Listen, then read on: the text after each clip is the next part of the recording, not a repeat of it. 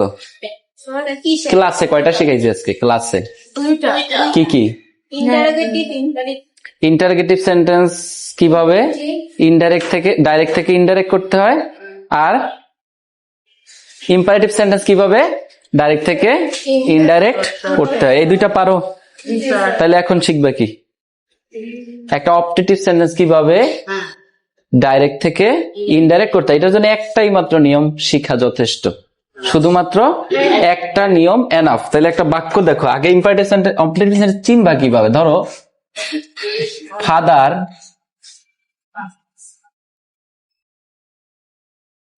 said to me, may Allah bless, may Allah bless। আচ্ছা, মনোযোগ। তুমি পরীক্ষার খাতায় চিনবা কেমনে কোনটা অপটেটিভ সেন্টেন্স? কেউ পারো? May I come in sir, এটা কি অপটেটিভ? তাহলে তুমি চিনবা কেমনে যে এই বাক্যটা অপটেটিভ বাক্য? আচ্ছা, এটার একটা সহজ উত্তর আছে। সে উত্তরটা হচ্ছে, যদি বাক্যটা কি দ্বারা শুরু হয় আর শেষে ফুল স্টপ থাকে। কি থাকে? বাক্য মে দ্বারা শুরু হয়, ইউ ক্যান অ্যান্সার। বাক্য মে দ্বারা শুরু হয়, বাক্যের শেষে ফুল স্টপ থাকে, এই বাক্যটা হচ্ছে অপটেটিভ বাক্য। একটা অপটেটিভ বাক্য দ্বারা আসলে কি করা হয়? একটা অপটেটিভ বাক্য দ্বারা আশীর্বাদ করা হয়। আশীর্বাদ করা হয়। কি করা হয়? অথবা ইচ্ছা প্রকাশ করা হয়। কি প্রকাশ করা হয়? ইচ্ছা প্রকাশ করা হয়। ইচ্ছা প্রকাশ করা হয়। একটা অপটেটিভ বাক্যের কাজ হচ্ছে কাউকে আশীর্বাদ করা অথবা ইচ্ছা প্রকাশ করা। আচ্ছা দেখো এই বাক্যটা কি বলছে। ফাদার said to me, বাবা আমাকে বলেছিল, মে আল্লাহ ব্লেস ইউ, আল্লাহ তোমার মঙ্গল করুক, আল্লাহ তোমার মঙ্গল করুক। এখন যেহেতু বাক্যটা শুরু হয়েছে কি দ্বারা? মে দ্বারা। বাক্য শেষ হয়েছে ফুল স্টপ দ্বারা। অতএব আই হ্যাভ আইডেন্টিফাইড দ্যাট, আমি এটা শনাক্ত করলাম যে এই বাক্যটা আছে অপটেটিভে।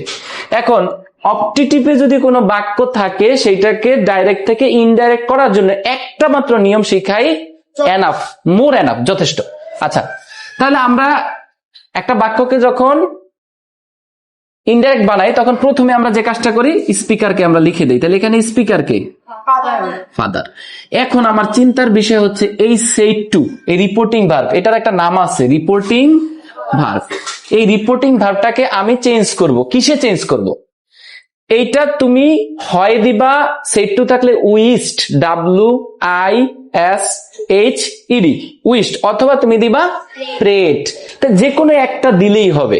তাহলে তুমি দিয়ে দাও ফাদার প্রেড, PRAYD, প্রেড। এরপরে এই অবজেক্ট লেখার কোনো প্রয়োজন নাই। অবজেক্ট লেখার কি নাই? প্রয়োজন নাই।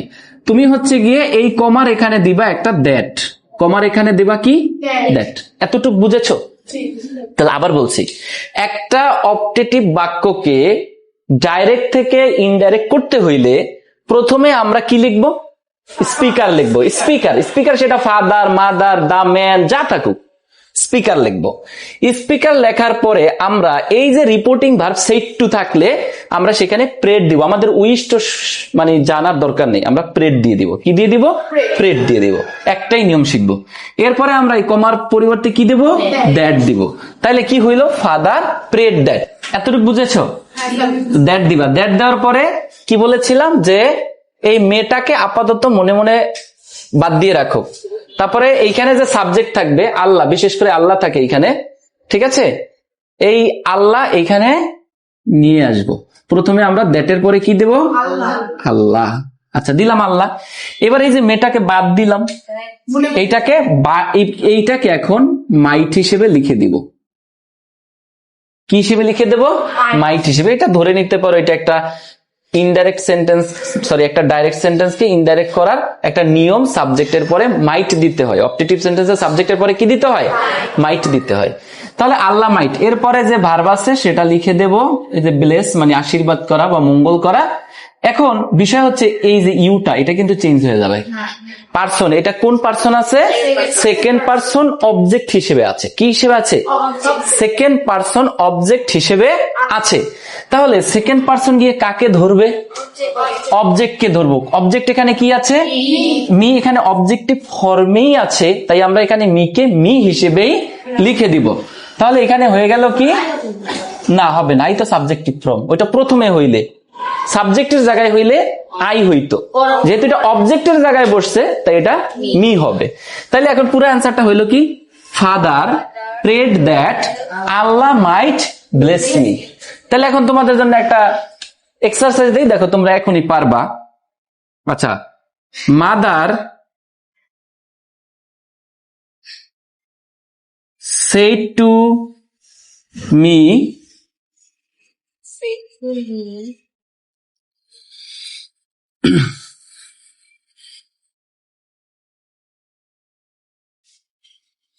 may you prosper in life.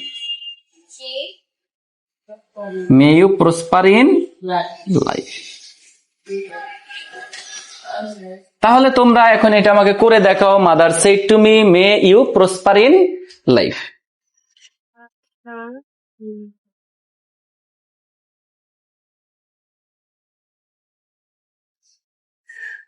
সবাই সলভ করে আমাকে দেখাবা, ঠিক আছে? দাও আমাকে দেখাও।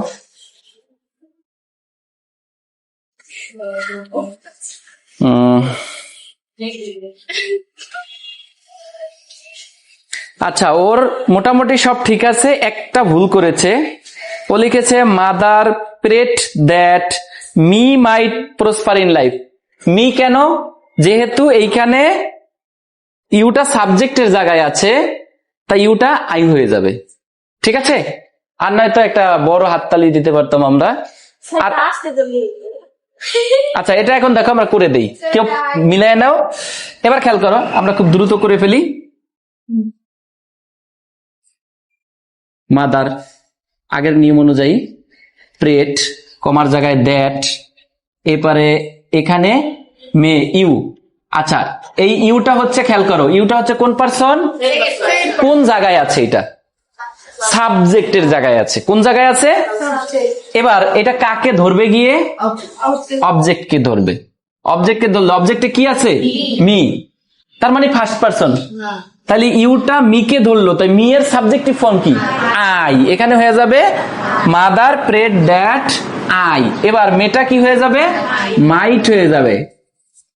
I might prosper in life. Good, যাটা হয়েছে, থ্যাংক ইউ। ওকে, আশা করি অপটেটিভ থেকে যে বাক্যগুলো আসবে পারবা না? শোনো, অপটেটিভের জন্য ভেরি গুড। অপটেটিভের জন্য অনেকেরই হয়েছে। অপটেটিভের জন্য এই একটা নিয়ম এনাফ, একটাই নিয়ম শিখবা, ঠিক আছে?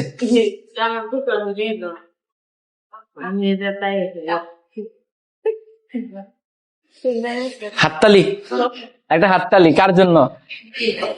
যাদের যাদের হয়েছে সবার জন্য হাততালি, তাই না?